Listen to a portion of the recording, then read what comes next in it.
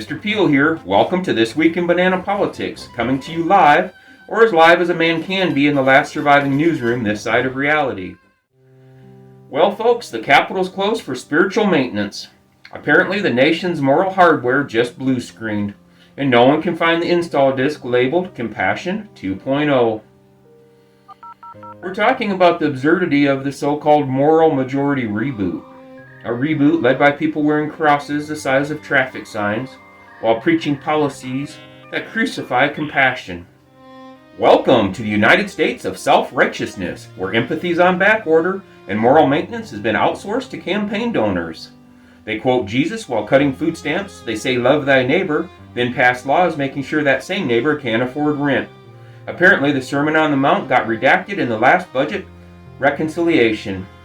If you listen closely, you can almost hear the paper shredder grinding away at what's left of the Bill of Rights and basic decency.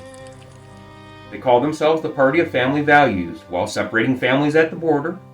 They call themselves defenders of faith while worshiping gold-plated politicians and corporate profits who wouldn't know a beatitude if it bit them in the tax code. They build bigger churches but smaller hearts, louder pulpits but quieter consciences. The moral operating system has crashed, folks. And all we get from the repair desk is, please hold, your salvation is important to us. So until the Capitol finishes its spiritual oil change, maybe we, the unpaid interns of democracy, should dust off the old manual ourselves. You know, the one about empathy, equality, and not being a complete jerk?